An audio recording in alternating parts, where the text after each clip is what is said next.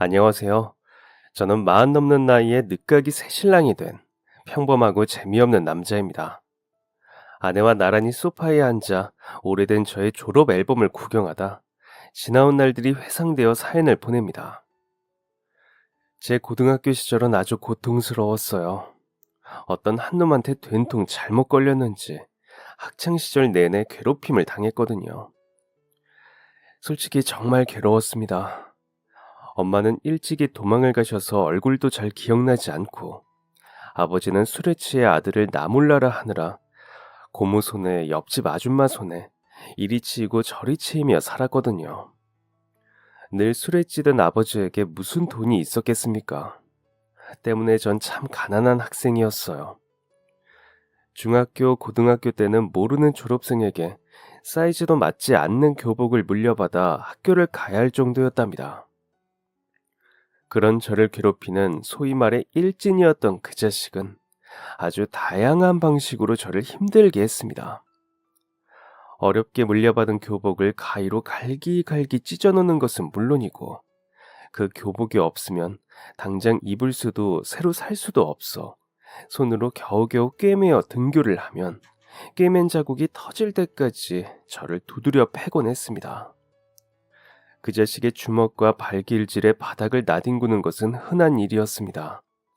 안 그래도 못 먹어 야인 몸이 상처투성이가 되어 너무 아프고 괴롭힘 당하는 이유를 몰라 마음까지 상처로 물들어가는 동안에도 제게는 어떤 구원의 손길도 주어지지 않았어요. 괴롭힘을 당하면 선생님께 말하라. 혹시 학교를 다니다 그런 말 한 번쯤 들어보신 적이 있나요? 저희 선생님도 마찬가지였습니다. 괴롭힘을 당하면 구해줄 것처럼 말이죠. 맞다가 도저히 안 될 것 같을 때 그 말을 믿어보려 선생님을 찾아갔습니다. 그때 당시 담임은 아주 나이 많은 남자 선생님이었습니다. 제 말을 듣고 안경을 한번 고쳐 쓰신 선생님은 한숨을 쉬며 다음날 엄마를 모시고 학교에 나오라고 했어요. 괴롭힘 당한 것은 저인데 왜 엄마를 모시고 와야 하는지 이해가 가질 않았지만 고개를 끄덕였습니다. 그리고 엄마가 없던 저는 짜증을 내는 고모를 모시고 학교로 향했습니다. 그렇게 고모를 모시고 학교에 가는 길 내내 고모는 제게 잔소리를 하셨어요. 뭘 얼마나 두드려 맞았기에 어떻게 싸웠기에 학교에까지 부름이 있냐고. 저는 아무 말씀도 드리지 못했습니다. 다 제가 못나서 일어난 일인 것만 같았거든요. 그런데 학교에 도착해 상담실로 고모를 모시고 들어가니 그곳에 담임 선생님과 함께 그 자식이 앉아있더군요. 선생님은 그 자식을 향해 왜 부모님을 모시고 오지 않았냐고 윽박을 지르고 계셨습니다. 그랬더니 벼랑간 그 자식이 눈물을 터뜨리며 말하는 것입니다. 저 사실 엄마 아빠가 안 계세요. 순간 멈칫했습니다. 저만 엄마가 없는 줄 알았는데 그 자식의 당당함 뒤에도 저와 같은 아픔이 있다는 것이 기분이 이상했거든요. 눈물을 뚝뚝 흘리는 그 자식에게 담임 선생님은 말씀하셨습니다. 그래서 한성이도 고모 모시고 온 거 안 보여? 보호자를 모셔오라면 모셔왔어야지. 저는 그 자식에게 엄마가 없다는 사실을 알리고 싶지 않았는데 선생님의 한마디에 그 자식의 눈썹이 꿈틀하더군요. 속상한 마음에 제가 멈칫하는 사이 그 자식은 저희 고모 앞에 서서 고개를 숙이며 빌기 시작했습니다. 정말 미안하다고, 다시는 그러지 않겠다고 눈물로 호소했어요. 고모는 난감하다는 듯 저를 보며 어떻게 하고 싶은 거냐라고 따져 물으셨습니다. 저 때문에 학교 오신 것도 창피한데 때렸다는 애가 불쌍한 얼굴로 울기까지 하니 화가 나신 듯 했습니다. 안 그래도 학교 오시기 싫어하셨던 고모였는데 불난집에 부채질을 하는 격이었던 거죠. 끔찍했던 상담실에서의 시간이 끝이 나고 결국은 녀석이 징계를 열겠다는 선생님의 대답만 들었습니다. 그런데 그 자리가 끝나고 나서도 저를 따로 찾아와 그 자식이 눈물을 흘리는 것입니다. 다시는 괴롭히지 않겠다고 약속한다고 말이에요. 그래서 저는 그 녀석의 징계가 열리기 전 선생님을 찾아가 녀석을 용서하겠다고 말했습니다. 선생님은 잘 생각했다며 사내들이 크다 보면 주먹 다짐도 하는 거라고 말씀하셨어요. 그래서 저도 그렇게 생각하려고 했습니다. 생각하면 생각할수록 저와 같이 부모가 없는 아이라는 것이 마음에 걸렸거든요. 솔직히 말해 없던 동정심까지 생겼습니다. 어쩌면 사랑받아야 할 나이에 충분히 사랑받지 못해 삐뚤어진 사춘기라 그런 것이 아닐까 생각했어요. 게다가 그렇게 울면서 사과를 했으니까 죄는 미워하되 사람은 미워하고 싶지 않은 마음이었습니다. 저 또한 부족한 점이 많은 사람이기 때문에 타인을 미워하고 싶지 않았던 것 같아요. 그렇게 그 녀석을 용서하고 한층 따뜻한 시선으로 바라보려 애쓰던 어느 날이었습니다. 책을 한가득 들고 복도를 걸어가는데 누군가 제게 달려와 세게 어깨를 부딪혀 왔어요. 반동에 의해 저는 그대로 바닥에 미끄러지듯 넘어지고 말았고 고개를 들었을 때 제 눈앞에는 싱글벙글 웃고 있는 그 자식이 서 있었습니다. 양손을 바지 주머니에 찔러 넣고 그 녀석이 뱉은 말이 아직도 생생해요. 아이고 미안해서 어쩌지? 한 번만 용서해주라. 내가 부모 없이 커서 그런지 앞이 잘 안 보이네. 미안하다고 말하는 그 자식의 얼굴엔 눈을 씻고 찾아보아도 미안함 따위 묻어있지 않았습니다. 등줄기를 타고 식은땀이 흘러내리는 기분이 들었어요. 끝난 줄 알았는데 아닌 것 같았습니다. 예감이 좋지 않았어요. 잔뜩 긴장한 채 몸을 웅크린 저를 피해 그 자식은 몇 번 비웃기만 하고 자리를 떠났습니다. 지나가던 아이들이 저를 흘끔거리는 시선이 느껴졌어요. 아무 일도 일어나지 않아 다행이라고 생각하면서도 묘한 불안함이 저를 감쌌습니다. 그 자식의 괴롭힘은 간헐적이었어요. 언제나 예고 없이 실수를 가장하여 제게 찾아왔거든요. 용서를 빌었던 그때 모습은 온데간데 없었어요. 그저 저를 은근히 조롱했고 직접적으로 주먹을 휘두르지 않았을 뿐 나쁜 짓은 계속되었습니다. 한 번은 체육 시간에 교실에서 옷을 갈아입는 도중 그 자식이 제가 교복 바지를 벗은 틈을 타 체육복 바지와 교복 바지 두 개를 동시에 가지고 도망을 가는 바람에 바지를 입지 못하고 운동장으로 나가게 된 적이 있었습니다. 운동장 철봉이에 나란히 걸려있던 바지를 서둘러 입는 제게 그 자식은 말했어요. 아이고 미안해서 어쩌지? 내 바지인 줄 착각했어. 부모 없이 자라서 그런가? 내가 좀 개념이 없어. 그치? 그 외에도 그 자식의 은근한 괴롭힘은 계속되었습니다.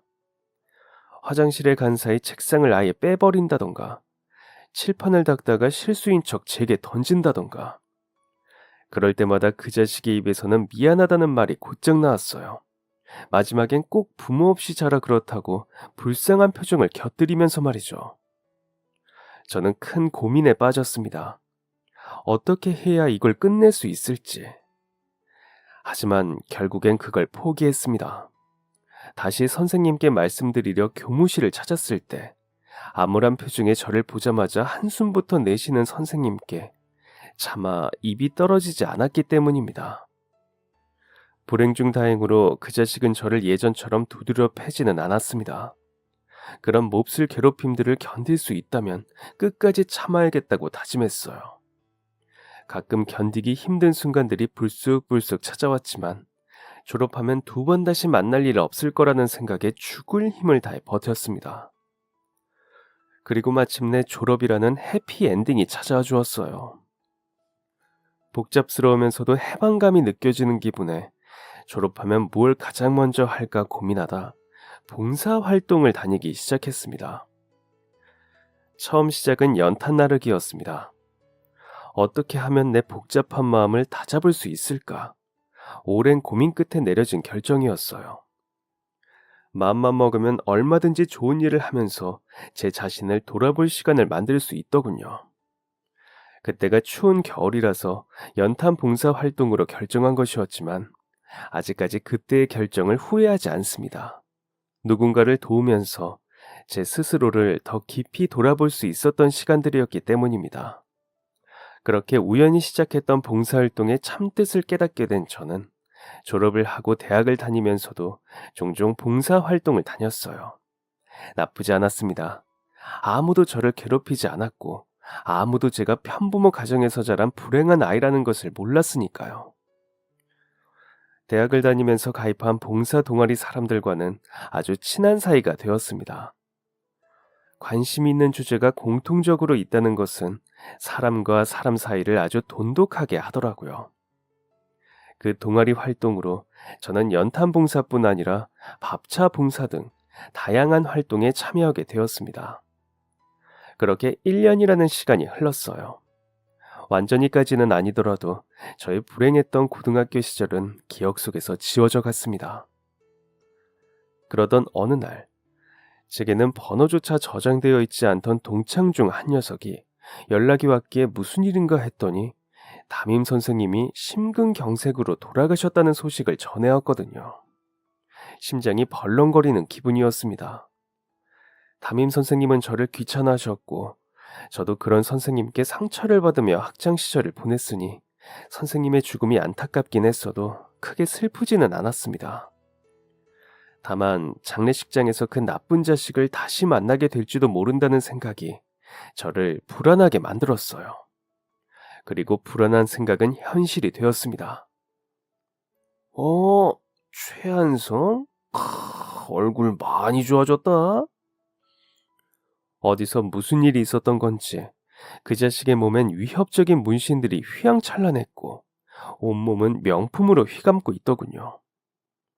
그 낯설고 위협적인 모습에 다시 예전처럼 주눅이 드는 기분이 들었습니다.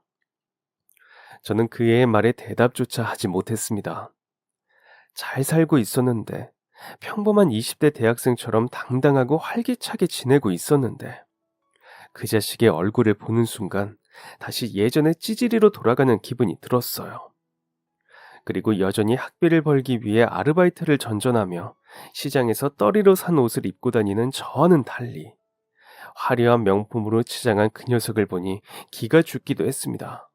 어째서 저보다 그 자식이 더 떵떵거리며 살고 있는지 받아들이기 힘들었던 것 같아요.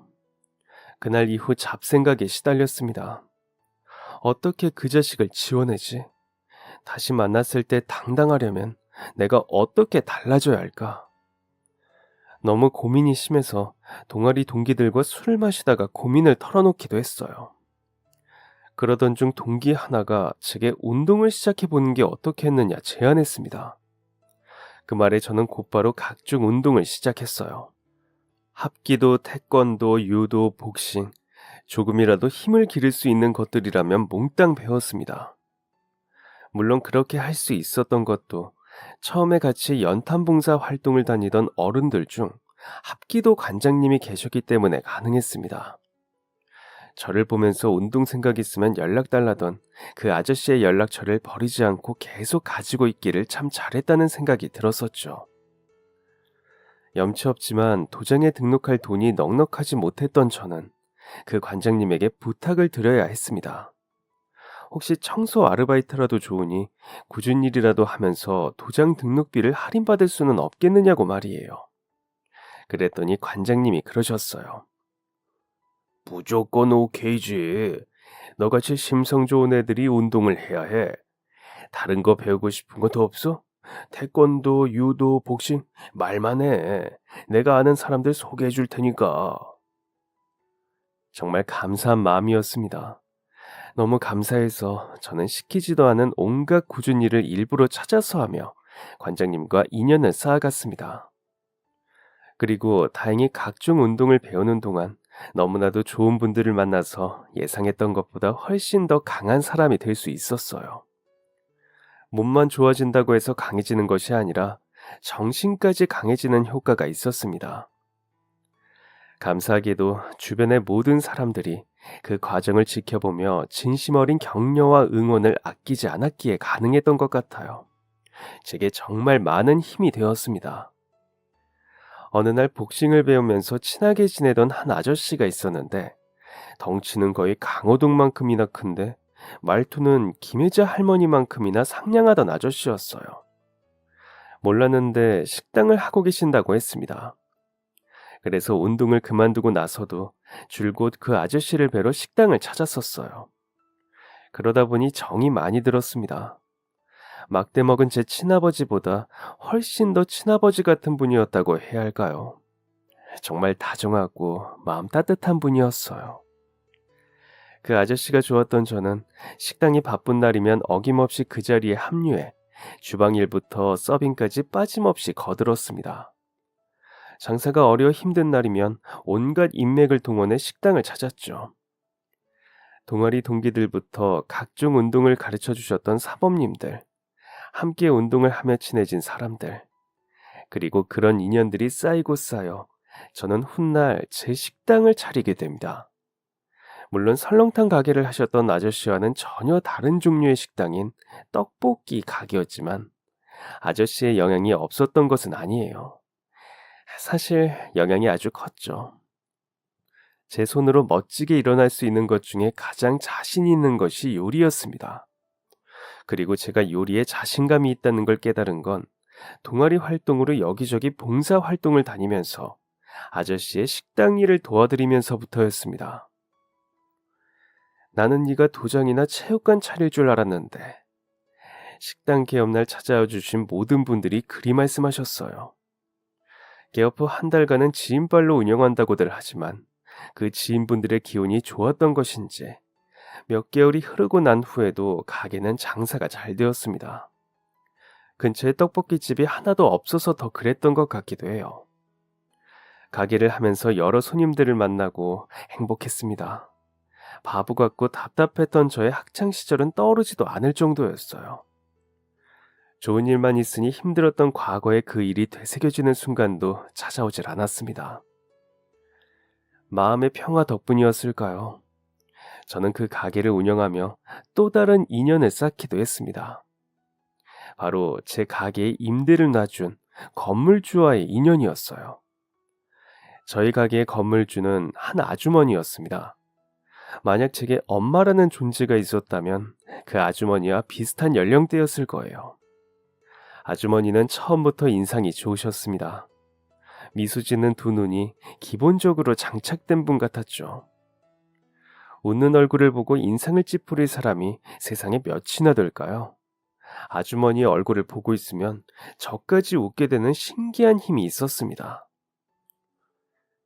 보통 앞마당까지만 청소하는데 왜 건물 계단까지 그리 쓸고 닦고 해요?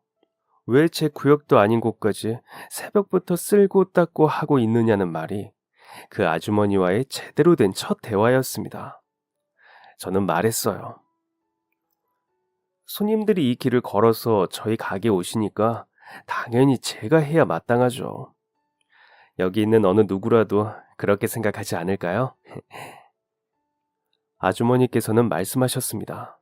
그렇지 않다고 말이에요. 여태 30년이 넘는 세월 동안 여러 세입자들을 만나왔지만 자기 구역이 아닌 곳까지 청소를 하는 사람은 제가 처음이라고 하셨어요. 좀 의외의 이야기였고 안타깝게 느껴지기도 해서 그 후로는 더 열심히 청소를 했던 것 같습니다. 나라도 열심히 해야지. 나라도 열심히 하면 결국 모두가 열심히 하는 것이 된다는 생각이었어요. 아주머니께서는 처음엔 떡볶이 가게가 들어선다기에 걱정을 하셨다고 했습니다. 학교 근처도 아니었고 다들 밥집이나 찾지 분식집을 누가 좋아할까 했었다고요. 그런데 장사가 잘 되기에 신기했는데 저를 보니 그 이유를 알 것 같다 하셨습니다. 그 칭찬에 괜히 몸둘 바를 모르겠더군요. 그래서 저는 아주머니께 말씀드렸어요. 터가 좋아서 그런 것 같아요. 건물의 기운이 좋아서 그게 저한테까지 복이 온 거죠. 그렇게 아주머니와 친해지기 시작했던 것 같습니다. 그 아주머니에게는 딸이 한 명 있었습니다. 이름은 은희. 저보다 2살이 많은 누나였는데 듣기로는 미국에 있는 방송국에서 일을 하고 있다고 했습니다. 무척 똑똑하고 정말 예뻤지만 단 한 가지 단점이 있었어요. 분위기가 엄청나게 무서웠다는 것. 처음에 저는 그 누나에게 말도 함부로 걸지 못했습니다. 늘 웃는 얼굴이었는데 이상하게 주위를 압도하는 것 같은 그런 오라가 있었거든요. 하지만 그와 별개로 그 누나는 제게 잘해주었고 저도 그런 누나를 위해 늘 맛있는 떡볶이를 만들어 주었습니다. 그러다 제 떡볶이를 맛있게 먹어주는 누나가 점차 고마움을 느끼기 시작했고 그 이후부터 저는 은희 누나가 무섭지 않게 되었죠. 대화를 하면 할수록 사람을 들여다보면 볼수록 누나는 정말 좋은 사람이었습니다.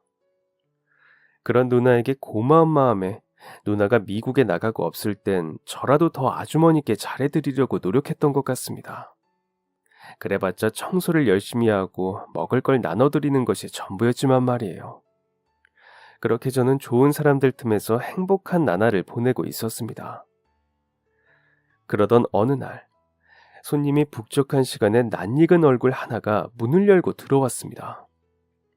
그 사람은 바로 고등학교 시절 저를 끈질기게 괴롭혔던 사이코 같은 그 나쁜 자식이었습니다. 괜히 불쾌한 놈과 더 엮이고 싶지 않아 피하고만 싶었어요.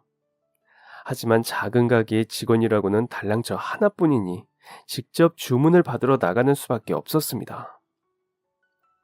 아, 주문하시겠어요? 세월이 흘렀으니 어쩌면 그 자식이 저를 못 알아보지 않을까 하는 마음에 최대한 시선을 피하며 메뉴판을 내밀었어요. 그런데 불행하게도 그 자식은 저를 한 번에 알아보더군요. 이야, 최한성. 어금니에 힘이 바짝 들어갔습니다. 저는 그 자식에게 괴롭힘을 당할 처지가 아니라는 것을 알면서도 이상하게 긴장이 됐어요. 그때의 일들을 제 머릿속에선 잊었다고 생각했지만 그에 반해 제 몸은 그때 일을 확실하게 기억하고 있는 것 같았습니다. 물음에 대답을 하지도 그렇다고 쿨하게 인사를 하지도 못하는 저를 그 자식이 위아래로 훑어보기 시작했어요. 그리고는 그냥 적당히 시비만 걸다 그냥 나갈 줄 알았는데 메뉴판을 들고 주문을 하더군요. 다른 손님들도 있어 그 자식을 그냥 내쫓고 싶은 것을 꾹 참고 주문받은 음식을 내어주었습니다. 그 자식은 저 같은 건 신경도 쓰지 않는다는 식으로 함께 온 일원과 제가 만든 음식을 나눠 먹었어요. 그리고는 식사가 끝나고 계산을 하고 나가며 제게 말했습니다. 대학 나와 겨우 한다는 게 분식집이냐? 없이 산 놈이라 그런지 뭐래도 태가 안 나요. 아휴, 진짜 고생해라. 그리고 음식이 좀 짜더라. 이것도 음식이라고 파는 건지. 아유, 별것도 없구만. 손님은 왜 있는 건지.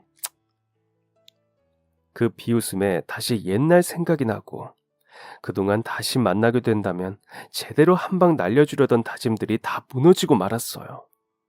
어쩜 그 자식은 단 한 번을 그냥 지나치는 법이 없었습니다. 제가 하는 것이라면 죄다 꼬투리. 제가 그 자식에게 아래로 보여도 한참 아래로 보인 모양이었죠. 그래도 맛있게 식사를 해주시던 다른 손님들에게 아무런 피해가 없었던 것에 만족하며 억지 웃음을 지어 그 자식을 돌려보냈습니다. 좀 짜더라는 그 자식의 말과는 달리 접시는 깨끗하게 비워져 있더군요. 그걸 보는 순간 제 마음에 묘한 승리감이 들었었습니다. 겨우 그것 하나로 그런 마음을 느끼다니 제 자신이 다시 찌질해졌다는 생각도 들었지만 말이에요.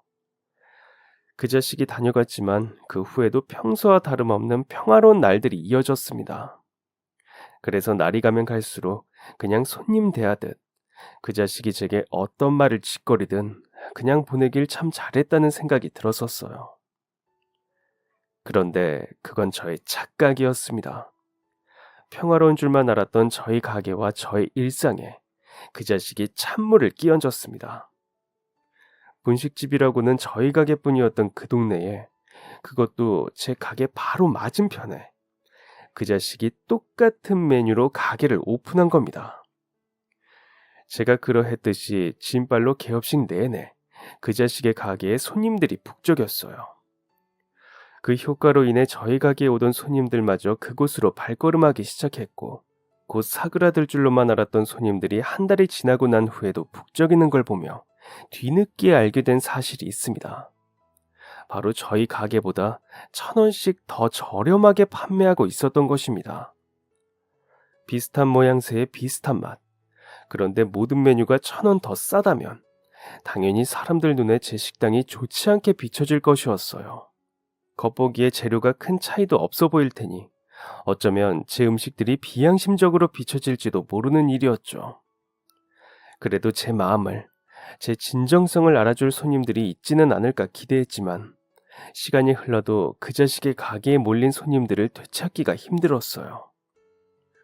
제가 더 특별하게 맛을 내는 기술이나 무기가 있었더라면 이런 일이 생기는 것을 막을 수 있지 않았을까 하는 생각에 나날이 자책이 심해져 갔습니다. 손님의 발길이 끊긴 가게를 되살릴 방법은 다른 재료를 가져와서 메뉴를 바꾸거나 원래의 가격을 더 낮추는 것뿐이었어요. 하지만 둘 다 쉽지 않았습니다. 몇 달 장사가 잘 되긴 했어도 초기에 들인 비용을 메꾸는 것에 바빴고 쭉 이어졌다면 무리는 없었겠지만 장사가 안 되기 시작하면서부터 가게 월세 부분까지 빠듯해졌기 때문이었죠. 그렇다고 개업 후로 내내 찾아주었던 주변 분들에게 부탁을 하기도 우스웠습니다. 처음부터 괜찮은 형편으로 장사에 뛰어들었다면 괜찮았을지 몰라요. 그래서 없는 형편의 장사를 해보겠다고 꿈을 품었던 제 자신에 대해서도 자책하게 됐었습니다. 어쩌면 그 자식 때문에 학창시절을 망친 것도 모자라 이제는 제 전부인 가게마저 망하게 될지도 모른다는 생각에 눈앞이 캄캄했어요. 자꾸 눈물이 나서 주방 한편에 주저앉아 울게 되더군요. 나는 안 될 놈인가. 그렇게 틈만 나면 주방 한편에 쭈그려 앉아 가계부를 보며 울던 어느 날이었습니다. 그날도 훌쩍이며 속으로 막막한 미래를 걱정하고 있었는데 가게 문이 열리는 소리가 들렸어요. 손님이 왔다는 생각에 저는 쏜살같이 일어나 어서 오세요 하고 외쳤죠. 그런데 가게 문을 열고 들어온 사람은 손님이 아닌 건물주 아주머니였습니다. 오랜만에 뵙는 반가운 얼굴이긴 했지만 솔직히 실망스러웠어요. 제가 기다리던 손님이 아니었기 때문이었죠. 그런데 제가 울고 있었다는 게 얼굴에 티가 나기라도 한 건지 제 얼굴을 보시던 아주머니의 얼굴이 걱정으로 물들었습니다.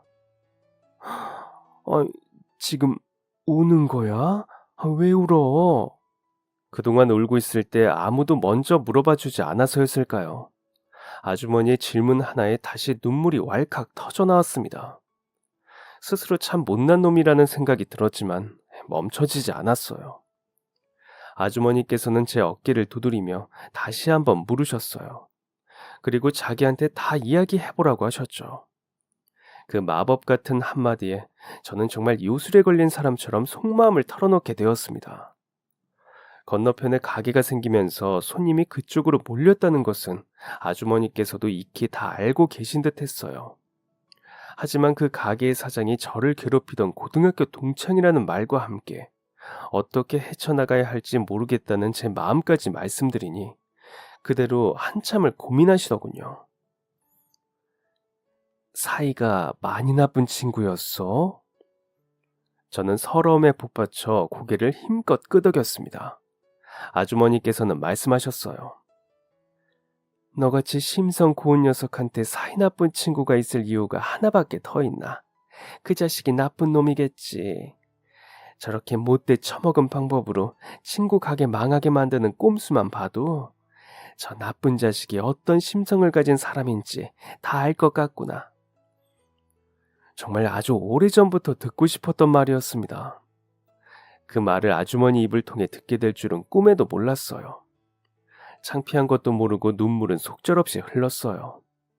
아주머니의 단말이 믿기지가 않아서 더 그랬습니다. 내 저 자식 가게 문 닫을 때까지 한동안 월세 안 받을게. 1,000원보다 가격 더 낮춰서 팔아. 대신 딱 하나만 약속해.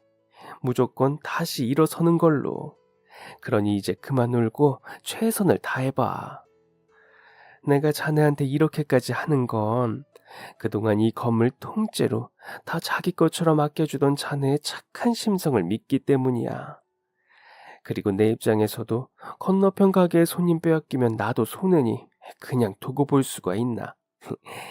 그러니까 무조건 손님 되찾아오는 거야. 할 수 있지? 아주머니의 배려와 호의 덕분에 제 마음에 희망이 생겼습니다. 정말 감사하다고, 꼭 보답하겠다고, 무조건 해내겠다고. 그렇게 아주머니께 고개를 숙이고 감사 인사를 드렸습니다.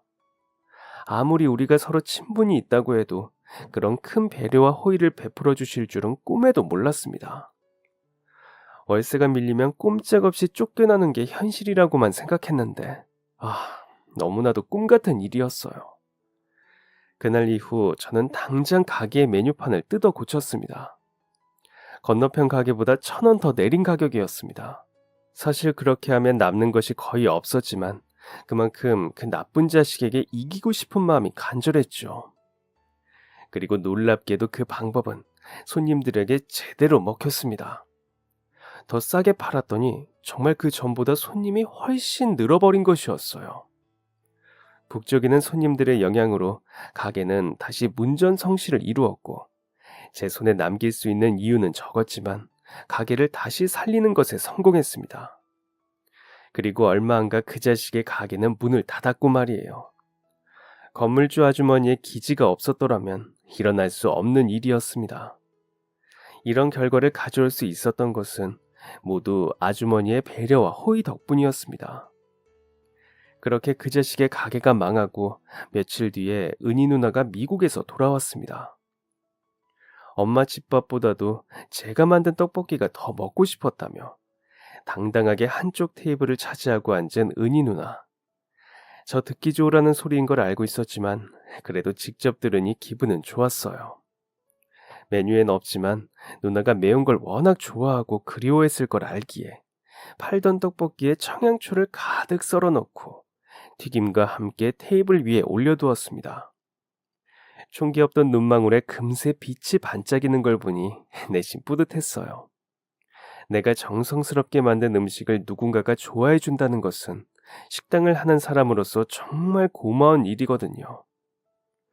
누나는 며칠 굶기라도 한 사람처럼 맵고 뜨거운 떡볶이를 물 한 모금 마시지 않고 허겁지겁 입속으로 밀어 넣었습니다. 천천히 먹으라며 물을 따른 컵을 테이블 위로 쓱 밀어봤지만 누나의 손은 오직 떡볶이를 향하기만 했어요. 한동안 속상하고 울컥했던 마음에 작은 위로를 받는 것 같은 기분이 들었습니다. 이제 영영 한국에 들어온 것이냐는 저의 물음에 누나는 고개를 가로저었어요. 그러려고 했는데 결국 또 붙잡혔어. 나는 미국물 먹으면서 살아야 할 팔자인가 봐. 한 달 정도 휴가 받고 들어온 건데 그동안 있으면서 엄마랑 여행도 좀 다녀오고 네가 만든 떡볶이도 실컷 배 터지게 먹고 가려고. 질릴 정도로 먹을 거야. 각오해. 그 말이 그냥 저 듣기 좋으라고 하는 소리인 줄로만 알았는데 누나는 정말 저희 가게의 VIP 단골 손님이라도 되기로 결심한 건지 별일이 없으면 매일같이 가게를 드나들었습니다. 어떤 때에는 중요한 사람을 만나고 오기라도 한 건지 잔뜩 꾸민 차림으로 와서는 밥을 한 숟가락도 제대로 못 먹었다라며 떡볶이로 속을 채우고 떠났고, 어떤 때는 씻지도 않은 것 같은 구질한 차림에 슬리퍼를 신고 나와 이마를 벅벅 긁어대며 떡볶이로 속을 채우기도 했습니다. 간간히 건물주 아주머니께서 그런 누나를 찾아 가게에 들렀다가 매일 매운 것 먹으면 속 다 버린다며 잔소리 하시는 것 외에 특별할 것이 없는 평범한 날들이었어요. 그러던 어느 날 가게 문이 요란하게 열리며 누군가가 제 이름을 큰 소리로 부르는 것입니다. 저는 그때 누나가 친구들과 나눠 먹을 거라고 포장을 요청했던 떡볶이를 용기에 담고 있던 중이었어요. 이야, 가게 잘 돌아간다. 아이, 최한성, 나와봐. 빨리 안 나와? 의자에 앉아 핸드폰을 보며 포장을 기다리던 누나의 시선도 자연스레 가게 출입문을 향했습니다. 하지만 저는 그 문이 열리는 곳을 쉽사리 쳐다볼 수가 없었어요. 목소리만 들어도 누구인지 너무나도 잘 알았기 때문입니다. 혹시 저를 향해 욕설하는 모습을 누나에게 보이기라도 한다면 제 자존심이 너무 상할 것 같아서 잔뜩 긴장했어요. 그런데 잠깐이나마 그놈을 피하고 싶다는 생각이 순식간에 뒤바뀌어 저를 주방 밖으로 뛰쳐나가게 만들었습니다. 뭐 하시는 거예요? 요란한 소리와 함께 테이블과 매장 기물들이 넘어가는 소리가 들리고 그 소리 다음으로 누나의 비명소리가 들려왔기 때문이었어요. 제가 주방에서 뛰쳐나가 노매 앞에 모습을 드러내자 이것저것 집어던지며 행패를 부리던 그 자식의 행동이 멈추었습니다. 저를 향해 뚜벅뚜벅 기분 나쁜 인상을 하고서 걸어오는 그 얼굴을 제대로 보기가 여전히 힘들었지만 가게가 망가지는 것은 둘째치고 손님들과 누나에게 피해를 입혀서는 안 됐습니다. 학교를 졸업한 이후부터 수십 번, 수백 번, 수천 번이 넘도록 연습했던 것처럼 저를 향해 씩씩거리며 온갖 욕지거리를 뱉어내는 그 자식의 얼굴 앞에 제 얼굴을 들이밀었어요. 두 주먹을 불끈 쥐고 어깨를 당당하게 펴고 말이에요. 처음으로 그놈의 앞에 맞서보는 순간이었습니다. 그놈이 기가 차다는 듯 고개를 옆으로 돌리며 저에게 비웃음을 날렸어요. 불쾌하고 불안한 마음에 심장이 쿵쾅거렸습니다. 어쭈, 최한성 많이 컸다. 고개도 빳빳이 들 줄 알고. 그러다 너나 한 대 치겠다, 어? 마음 같아서는 그동안 갈고 닦은 무술 실력으로 그놈의 턱에다 제 주먹을 힘껏 내리치고 싶었지만 그래서는 안 됐습니다. 꼭 참아야 했어요. 이곳은 제 인생이 걸려있는 저의 소중한 가게였고 손님들까지 보고 있었으니까요. 그놈은 잔뜩 비아냥거리고 욕설을 섞어가며 저를 도발해보려 했지만 아랑곳 않고 자신을 노려보기만 하는 제 태도에 그 자식은 더 화가 난 듯했어요. 몇 번이나 주먹을 들어 저를 향해 휘두르려는 신용을 하던 그 자식이 기어코 마침내 주먹을 휘둘렀습니다. 나이 좀 먹었다고 옛날 일 다 까먹었냐? 너 내가 누군지 몰라? 다시 기억나게 해줘? 고등학교 때처럼 여기저기 쥐어 터진 얼굴로 네 발로 기어서 나한테 싹싹 빌게 해줘? 휙 하고 날아드는 주먹에 두 눈을 질끈 감았어요. 불안한 눈초리로 구경하던 손님들이 소리를 질렀고 그 자식은 그 자세 그대로 가게 바닥에 내리꽂히게 되었습니다. 합기도며 유도, 태권도의 복싱까지 두 번 다시 학창시절처럼 누군가에게 맞으며 살지 않으려 애썼던 20살 초반의 노력이 빛을 발휘하는 순간이었어요. 수년이 지나 이제는 몸이 굳었을 것이라고 생각했는데 저 자신을 보호하기에는 부족함이 없었습니다. 휘두르는 주먹을 기다렸다는 듯이 옆으로 피하기만 했을 뿐인데 바닥에 처참하게 넘어지고 마는 그 자식을 보니 왠지 자신감이 생겼습니다. 넘어졌던 그 자식은 다시 일어나서도 창피함을 모르고 여전히 씩씩대며 제게 달려들었고 그렇게 달려드는 족족 바닥에 내팽개 쳐졌어요. 저는 손 하나 까딱 않고 그 자식이 제풀에 지치도록 만들 수가 있었습니다. 그 자식은 결국 끝까지 저를 한 대도 때려보지 못한 채 씩씩거리며 가게 문을 발로 집어차고 나갔습니다. 손님들이 하나둘 안도하는 표정을 지으며 제게 물어왔어요. 아이고, 사장님 괜찮으세요? 아유, 뭐처럼 미친 인간이 다 했어. 저는 너무 죄송하다고 사과를 거듭 드리고는 흩어진 의자와 테이블을 정리했습니다. 그러는 사이 누나가 불쑥 주방으로 들어가 제가 포장하던 떡볶이를 마저 챙기기 시작했어요. 저는 부랴부랴 그곳으로 달려갔습니다. 누나가 말했어요. 가게 정리해. 이건 내가 마저 할게. 약속 시간이 다 돼서 가봐야 할 것 같아. 다소 경직된 어두운 표정을 한 누나의 말에 저는 그 손짓을 거들어 보지도 못하고 누나를 배웅해야 했습니다. 미안하다고 해야 했는데 입이 떨어지지 않았어요. 속이 상했습니다. 그날 밤에는 자려고 누워서도 어쩐지 속이 후련하지 못했어요. 분명 그 자식에게 한 대도 얻어맞지 않고 망신을 줄 수 있었고 모든 것이 괜찮았는데 자꾸 찝찝하고 불편한 마음이 들었습니다. 아무래도 누나의 마지막 표정 때문이었던 것 같아요. 내가 학창시절에 맞기만 하고 다니던 놈이라 한심하게 느껴지기라도 했을까? 설령 그렇다 하더라도 지금에 와서 뭘 어떻게 할 수도 없는 노릇이었기에 가슴이 답답했습니다. 그런데 다음날 착잡한 마음으로 가게 준비를 하고 있는 제게 그 자식이 또다시 찾아왔어요. 꼴도 보기 싫은 얼굴을 또 접해야 한다는 것이 소름 끼치도록 싫었지만 전날과 다른 점이 있었다면 그 자식의 태도였습니다. 문을 함부로 박차며 열지도 않고 특유의 씩씩거림도 없었어요. 그렇게 얼리지 않게 조용히 문을 열고 들어온 녀석이 벼랑간 제 앞에 다가와 무릎을 꿇으며 빌기 시작했습니다. 내가 다 잘못했다, 한송아. 제발 한 번만 봐주라. 내가 미안하다. 내가 죽일 놈이야. 죽여줘. 아니. 한 번만 용서해줘. 다른 의미로 너무 무서웠어요. 그 자식의 그런 애절한 목소리가 저를 향한다는 것이 미치도록 소름 끼쳤습니다. 저는 놀라서 뒤로 뒷걸음질을 치며 물었어요. 갑자기 왜 이러느냐고요. 그랬더니 그 자식이 무릎을 꿇은 자세 그대로 제게 무언가를 내밀어 보이더군요. 그 자식의 핸드폰이었고 그 안에는 전날에 자신이 행패를 부리는 모습이 그대로 녹화되어 있었습니다. 손님들 중 누가 그 장면을 촬영하기라도 했었나? 저는 몰랐던 사실에 속으로 살짝 당황스러운 마음이 들었습니다. 그런데 그 자식이 울면서 하는 말을 듣고 나니 상황이 이해가 되기 시작했어요. 네가 우리 수정이한테 잘 좀 말해주라. 이 영상 다 가짜라고. 그냥 우리 둘이서 장난친 거라고. 나 수정이 없으면 못 살아. 내가 다 잘못했다. 네가 시키는 대로 다 할게. 하라는 거 다 할게. 그러니까 제발 우리 수정이한테 아니 그 누님한테 말 좀 해줘. 수정이랑 나 결혼식까지 보름밖에 안 남았어. 나 대학 나온 것도 학교 다닐 때 공부만 했다는 말도 다 믿어주던 사람인데 어제 이거 보고 나 고소하겠대. 네가 사람 하나 살린다 생각하고 거짓말 좀 해주면 안 될까?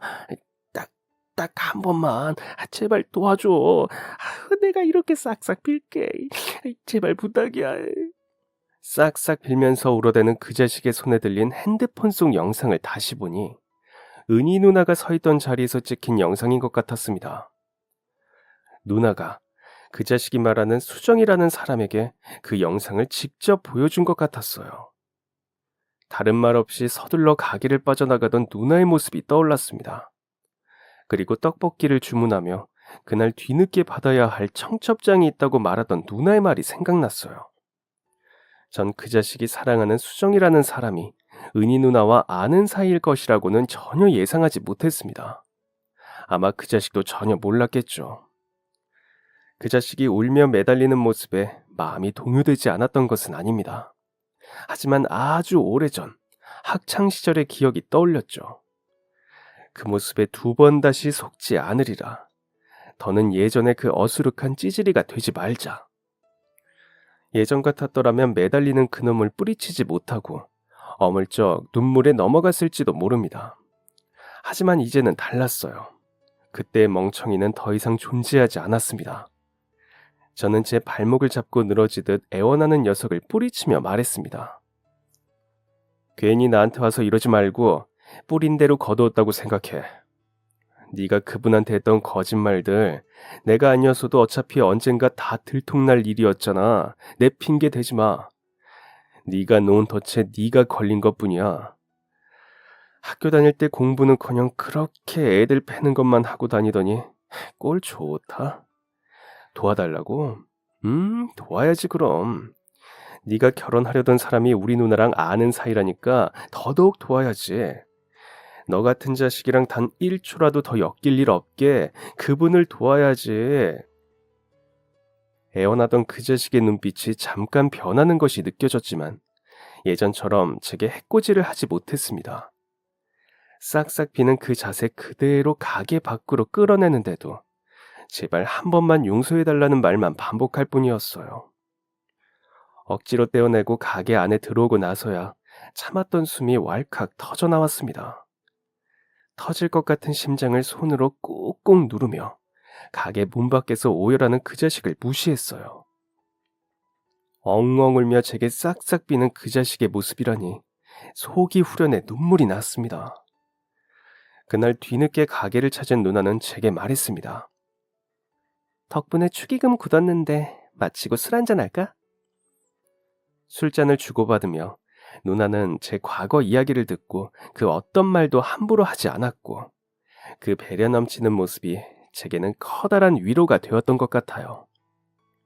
그 고마웠던 날의 이야기는 오래오래 제 가슴 속에 아름다운 기억으로 남았습니다.